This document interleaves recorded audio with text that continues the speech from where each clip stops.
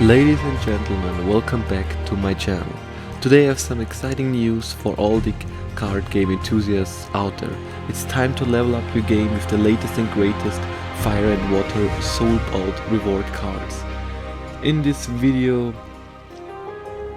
I will take you on a journey of these amazing cards and their features. So sit back, grab a snack and get ready for an adventure of a lifetime. And don't forget to give me your honest opinion on these cards in the comment section below. Let's get started. So, as you can see, we are in the Fire team and we are currently on the Maths test server. The first card that we're going to take a look at is the Ferox Defender. He's going to be the first fire card with the protection ability. If you take a look at its stats, it's kinda decent. We still need the 400 regular foil copies to get to the max level, which can be a pain to farm.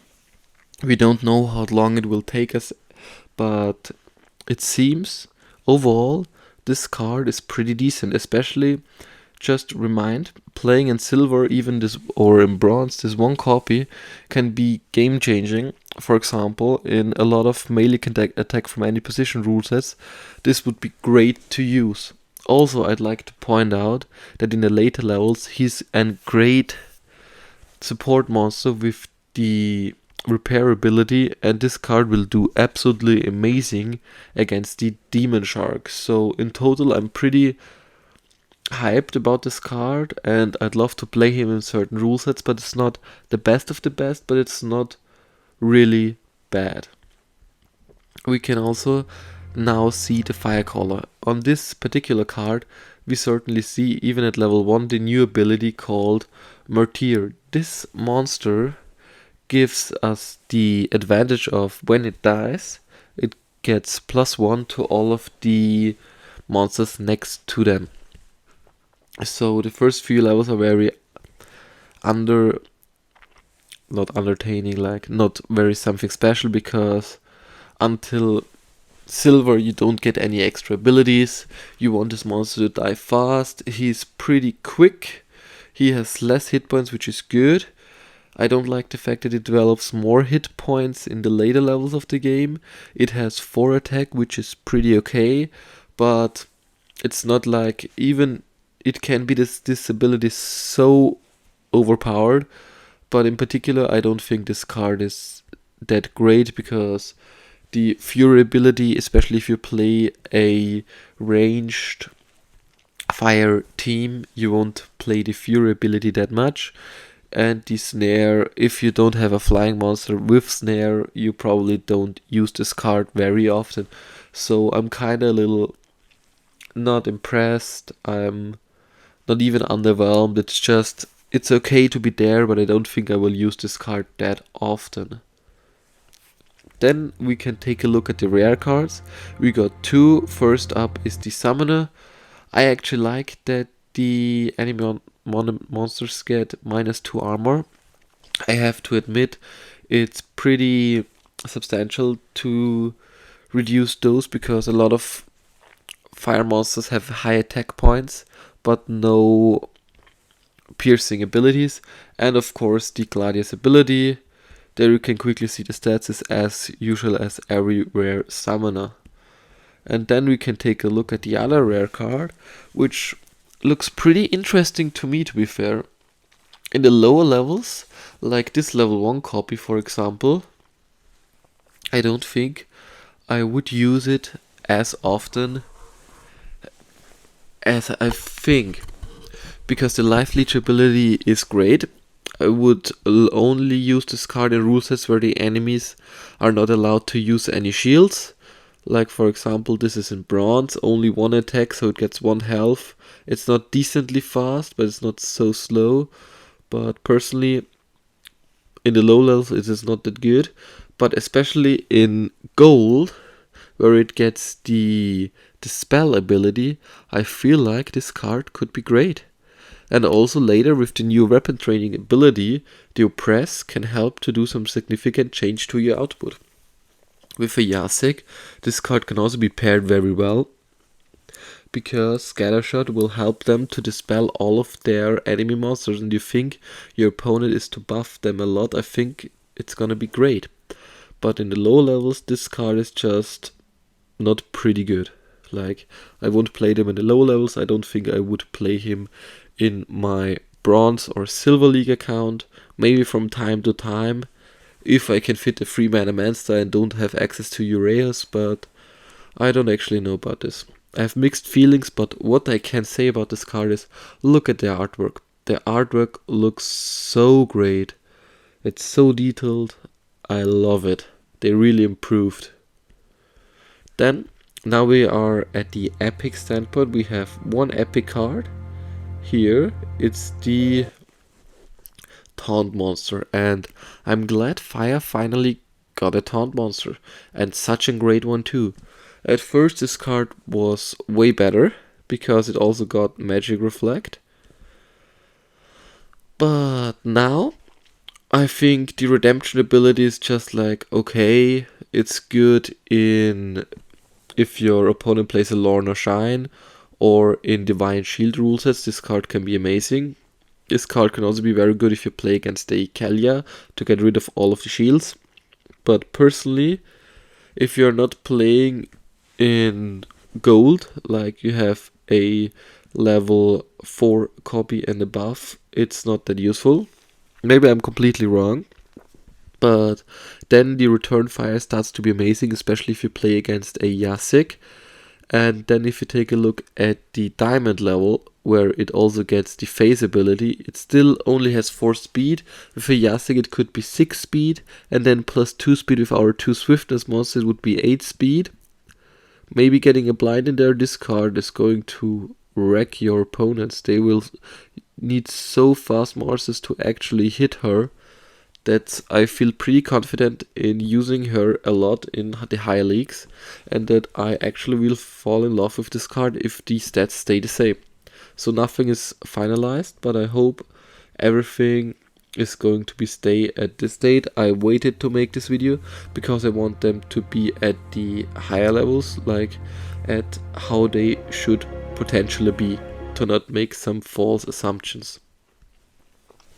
Then we have one of my most favorite cards in the game. Especially first up, this card is able to get the weapons training ability. If you don't know what it does, it gives the monster an extra help on how to attack. Like, you have a monster with no attack, the one I showed you before, it now gets 3 halving 2 attack to their stat point. So you can play her in the first position and she still does damage. Also, I want to point out, with the reach ability, it's perfect in the second position. And if we take a look at gold and above, it gets my most favorite ability for a reach monster with a high amount of hit points, Reflection Shield. This legendary is going to be so awesome. I hope it doesn't take me so long to get it up to the gold level. Especially also in diamond, it still gets 1 more hit point and 1 more attack, but it's not that big of a change. It's pretty decently fast if you pair him up with a Yasik and a double speed. And this card is going to become one of my most favorite new fire cards because of the Reflection Shield and maybe the weapon string. I don't know how it will be, how well it pairs with other cards, but especially the Reflection Shield is great on this card. And now let's take a look at my favorite Yasik edition, especially with the card I told you before, with the ID Fire. Those 3 are an absolutely amazing combination if you pair them up with a Sinage and a Supply Runner and a Yasik. So hear me out. The base stat is great. Double Strike, always an amazing combo on any card. Can't doubt it. 9 mana, pretty high, but in bronze, I would definitely use this card like this. 4 magic damage per turn is great. But look at this, it's one of the only cards that gets blind in the silver league. Like, look at it. It's great. Then we can take a look at a higher level, which I think a lot of you guys are playing, and hopefully you will be able to get to that level. You get the Rust ability. Like Rust on a fire team with Jacek, where this card fires randomly, gets a little blind effect there to get an extra 15% chance, speeding up to 6 speed. Holy moly. I love it. And especially the artwork, the devil. This card is gonna be a main point on my game if we have high mana games. And I think a lot of people would love to play this card and have this card. And I don't care on what level you play, I think this card is a must-have for you. As well as the other legendary, if those cards keep the same like this. Now let's take a look at the water reward cards. First up, we start with a card that I think finally we got a kinda decent support role monster, but I think it looks like a Ninja Turtle and I absolutely love the design. Like, look at it. It's so cool. It's really amazing. And I actually would love to have a card like this. Even only from design standpoint. I think they grew out of themselves. So basically, this card pairs very well with Kalia. I don't think this is very great with Possibilis due to the fact Possibilis doesn't have any shield. So this will be better for him. Also, keep in mind in the high levels it gets the Giant Killer ability, which this card is perfectly fine with it. And I think if you take a look at the max level with 4 damage, repair and Giant Killer, for example some notable giants out there that are dominating the diamond meta. If we take a look at the water team and some other cards with low mana, like let's just do it 10 mana. Let's do modern. If we take a look at, for example, a Grunt is pretty great and highly played. A Phantom of the Abyss is very high played. If we can hit him, it would be great. Kron is nearly dead to this card. Dark Haun is also a card that suffers. Also Magnor. If we now go to 11, we would think about, Grum. Grum is going to get deleted. He's very slow, so it's perfect. And Runeman Sakai is just dead after a few shots. Also the Carnage Titan has the shield ability, so he isn't affected that much.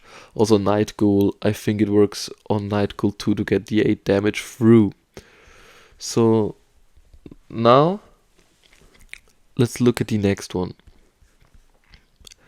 It's another double strike monster. Just think about Possibilis. Put this card in the second position and you will win so many battles. Additionally, think in gold it gets the piercing ability. You don't have to worry about the shield anymore. You are going to get double strike shield. You're going to do 8 damage to the body. It's so fun. It's so much fun. Also remember, if you are in diamond, you're going to do 10 damage per turn and a knockout ability. It's a nice addition, but I don't think it's changed that much. But her in the second position, decent stats, it's a giant. I like it a lot. Totally recommend using her, 10 out of 10. Love the artwork too. So they really came out to themselves. Then we quickly take a look at the summoner. Nothing special, +1 health. So, and able to use gladiators cards. I think some is just decent. +1 health is okay, it's great. I would love +1 shield more, but it's still good. We still kind of look at gladiators cards too. The Crusher could be a great option to play there. The Force can be a great option to play there. You are amazing in the second position with the Inspire to boost up all your melee monsters, but I don't think anybody has them that high. And the Legendary is also great. But now let's take a look at cards that everybody is able to own frequently. It's the Captain. Oh Captain, I love you. Basically, it's one of the only monsters that gets the Blast ability. as well as one ability that's really underrated and I like to use a ton if there's equal rule sets is Affliction. Affliction is very strong against the Bakjira.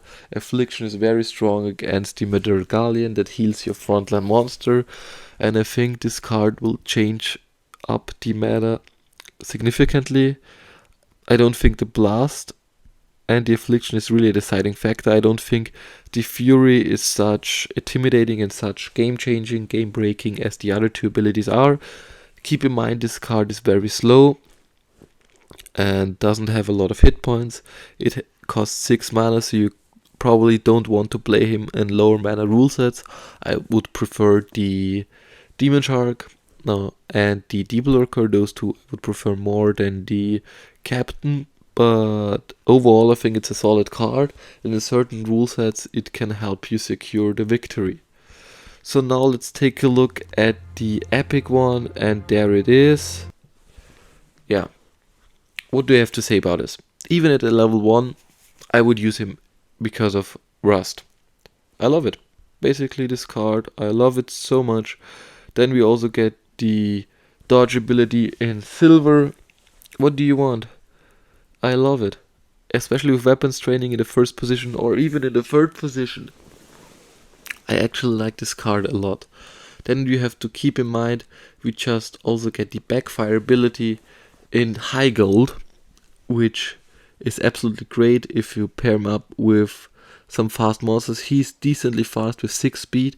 He has no chance of avoiding the magic attack, but he has a chance in avoiding everything else, and I think I don't care in what position you put him, he is going to be a great addition, especially with the Martyr. I don't know how to call it, how to speak it directly, but hey, it's great. Also Backfire, I absolutely love this card, and I really prefer to play him a ton because of the Shatter ability, the Rust ability. My most used team is a double sneak team, and which is pretty problematic to run against armor. Everybody now has armor, so why not using him instead? Keep in mind, we now take a look in the legendaries, and those legendaries will be hard to get, especially this one. Weapons training, opportunity. I love the opportunity ability. And then you also get the shield. Now you can play with the water team, you can play a pretty decent opportunity rule set. Do it like this, remove the mana, only take a look at modern. Opportunity, there we have it. We have the Deep Lurker, we have the Seaweed, we have the other Chaos, the Gladius card, and now with him, so we can play 4 opportunity monsters. And this one will definitely fit in my teams very well. Especially you can play him as a secondary tank with the shield ability, which I absolutely love. And in the later levels it still gets Enrage, which just makes this part overpowered. I think the Enrage is going to get removed because otherwise it would be too strong. Imagine, I don't know how exactly this works, but if it gets Enrage it gets to 6 or 7 attack. But let's look at it. Has increased melee attack. Okay, that isn't showcased here, but 5, let's do it to 8 speed, 6 damage, and if it has 6 damage, does the frontline monster get 3 more damage? Instead of 2, it's going to get 3. Maybe boost him a little bit and it gets 4. It's just ridiculous how good you can make this card and how strong it can be in certain rule sets. I absolutely love him and I look forward to playing him. Now let's look at the last card that we're gonna focus now. It's the Salin. It's a scavenge monster with the Shatter ability. It's magic. It has a decent artwork, but I think it's not going to be one of my most favorite cards. I love to use him against the Demon Shark, which will get me the victory. If I know I'm gonna play against the Demon Shark, I will definitely use it. But overall, if we don't have poison rule sets or equalizer rule sets. I don't think I will play this card that often. The dispel is very nice, but it's okay. It's not as good. I would put him on the same space, if you want to know, as the other reward card from the green team. I actually don't know the name right now. Where is it? The Bilka. I think it's as good as a Bilka. I don't think it will get a lot more attention if they don't change it a little bit, but hey. And that's a wrap. I hope you enjoyed this video and learned something new about the Fire and Water Soulbound reward cards. These cards are truly a game changer, so don't hesitate to add them to your collection. And now it's your turn to share your thoughts. Let me know in the comments below what you think of these cards and how they can make your game more exciting. And don't forget to like, share and subscribe to stay up to date with all my latest videos. Until next time, this is Ign Hl04 signing off. See you in the next one.